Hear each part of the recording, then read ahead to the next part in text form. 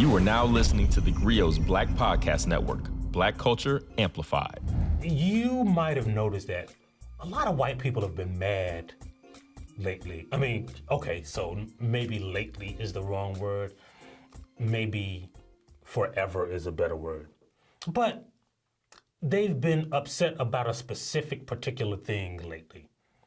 And that's why I want to welcome you to theGrio Daily, the only podcast that'll tell you what's so bad about diversity, equity, and inclusion. I'm world-famous white peopleologist Michael Harriot, and this is theGrio Daily. Yeah, man, I know y'all heard it. White people have been mad about diversity, about what they call DEI initiatives. Florida, as you've probably heard, the dictator of Florida, Ron DeSantis, he's like getting rid of DEI initiatives out of the Florida higher education system. And it's a thing that's going around the country. It's been called like woke stuff. It's been called anti-white and anti-racist. Like, I don't know why white people want to be pro-racist. I thought we were past being pro-racist, but apparently not. But today we're going to talk about DEI and what's bad about it.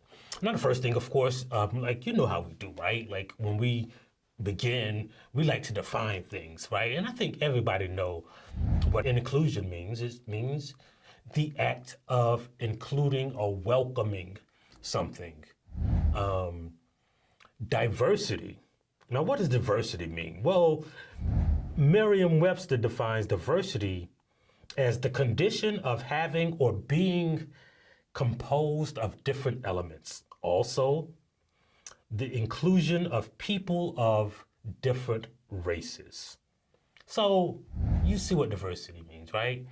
And equity. Well, what's the definition of equity? Equity is justice according to a natural law or a right. So you have to have equity to achieve equality. Here's a good example, right? Have you ever seen the 100 meters in the Olympics? Everybody runs in a straight line, and whoever reaches the finish line first, they win. But if you notice, when they run the 200 meters or the 400 meters, the start is staggered. Some people are back further than some people on the inside of the curve. And the reason why is because if you run on the inside of a curve, you are actually running a shorter distance than you run if you run on the outside of the curve or the track. And so to adjust, they push the people on the inside lane further back than the people on the outside lane, so everybody will have to run the same distance. So for the race to be equal, they have to have equitable starting blocks. And so the same is true with diversity, equity, and inclusion, right? When you're building a company, you want your work staff to be diverse. Well, why is diversity important? Well, so let me tell you a story. When I went to Auburn, I was in a fraternity, and my fraternity had a service project, and there was one kid who just, glommed on to me and my friend. And this kid, somebody when he was a kid taught him how to weld. So he could take old bicycle frames, weld them together, and make these 6-foot bicycles. But for the bicycles to work, he had to rig up this system of pulleys and bicycle chains that made the bicycles easy to pedal. Well, one day, my roommate was competing in this project that they have every year for a car. And you could create any kind of car that you wanted, but the competition was not how fast the car would go or who would win a race. It was how far the car could go on a given amount of power. So my friend, his group could not figure out how to power that motor to get those wheels moving. And this 12-year-old kid told him, hey, what if you don't use the motor to turn the wheels? What if you use the motor to push a pedal and you rig this system like I do on my bicycles up to the wheels, and the motor just has to push the pedals, which is easy, instead of turning the wheels? They did it, and my friend's team won that race that year. Now, this is an example of how diversity benefits a group or a team or a society. We like to think of diversity as being benevolent and gifting something to somebody, but in real life, right, the more diverse a group is, the better they are at handling problems, right? Like, you don't want to get lost in the woods and everybody is an engineer. You need some hunters, you need some people who know about plants, you need a diverse group.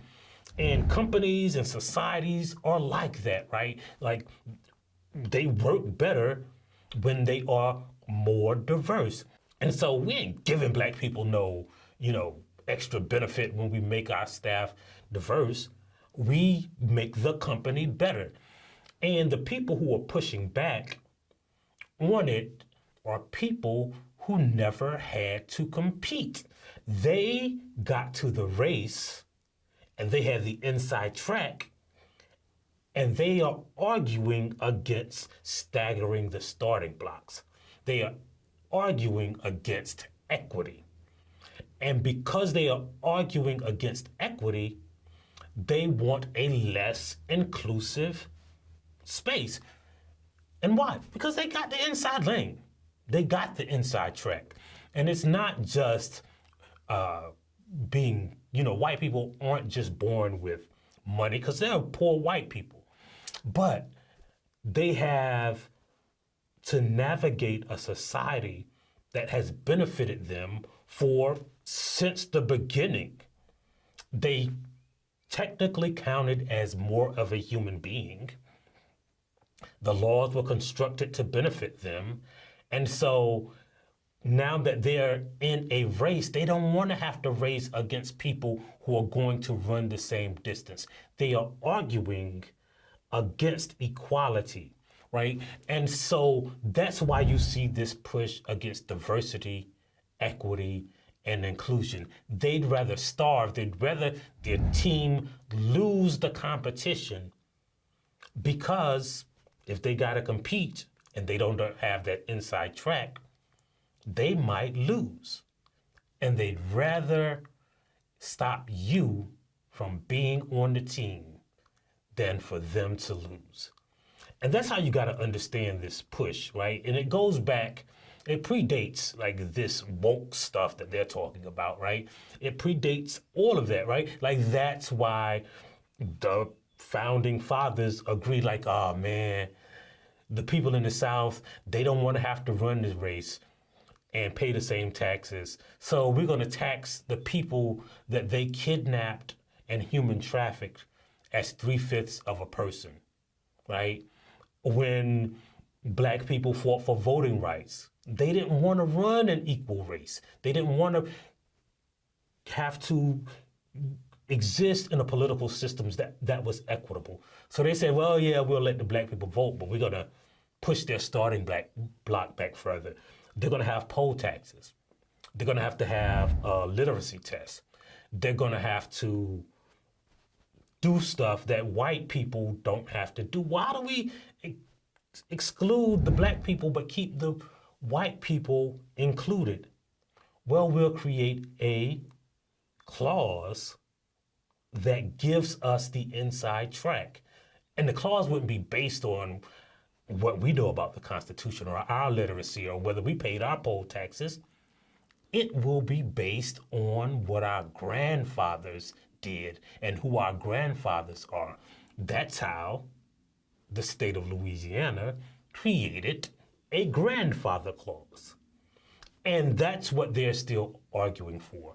All of the efforts against diversity, equity, and inclusion are actually arguments for a grandfather clause to exclude white people from having to compete in an equitable race. And that's why you gotta tune into this podcast every day. That's why you got to tell a friend about it. And that's why you got to download the DEGrio app. And that's why we leave you with the saying. And today's saying is, all things being equal, white people ain't gonna like that. We'll see you next time on the DEGrio Daily. If you like what you heard, please give us a 5-star review, download the DEGrio app, subscribe to the show, and share it with everyone you know. Please email all questions, suggestions, and compliments to podcast@thegrio.com.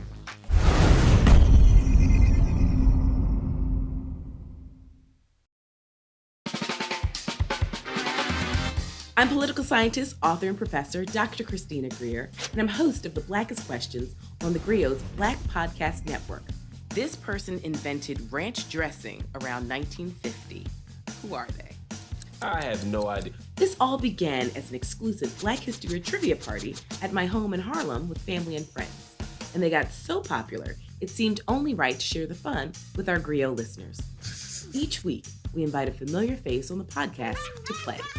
What was the name of the person who was an enslaved chief cook for George Washington and later ran away to freedom? In 1868, this university was the first in the country to open a medical school that welcomed medical students of all races, genders, and social classes. What university was it? This is why I like doing stuff with you, because I leave educated. I was not taught this in Alabama public schools. Question number 3, you ready? Yes. Let me try to redeem myself. How did we go from Kwanzaa to these obscure? sport, darling. This is like the New York Times crossword from a Monday to a Saturday. Right or wrong, because all we care about is the journey and having some fun while we do it. I'm excited and also a little nervous. Oh, listen, no need to be nervous. And as I tell all of my guests, this is an opportunity for us to educate ourselves because Black history is American history. So we're just gonna have some fun. Listen, some people get 0 out of 5, some people get 5 out of 5. It doesn't matter. We're just gonna be on a little intellectual journey together. Latoya Cantrell? That's right, Mayor Latoya Cantrell. Hercules Posey. Born in 1754, and he was a member of the Mount Vernon slave community, widely admired for his culinary skills. I'm going to guess Afro-punk. Close. It's Afro Nation. So last year, according to my research, it's Samuel Wilson, aka Falcon. Wrong. Wrong. I am disputing this. I'm very 99.9999 sure that it is Representative John Lewis, who is also from the state of Alabama. That lets you know, Christina, we got some goodness come out of Alabama. There's something in the water in Alabama, and you are absolutely correct. The harder they come. Close. Oh, wait. The harder they fall? That's right. I'm one of those people that just changes one word. I mean, I know the song too well. I just don't know nothing today. It's I'm going to pour myself a little water while you tell me the answer. The answer is Seneca Village, which began in 1825 with the purchase of land by a trustee of the AME Zion Church. You know why games like this make me nervous? I don't know if I know enough black. Do I know enough? How black am I? Oh, my Lord. We gonna find out in public. So give us a follow, subscribe, and join us on the Blackest Questions.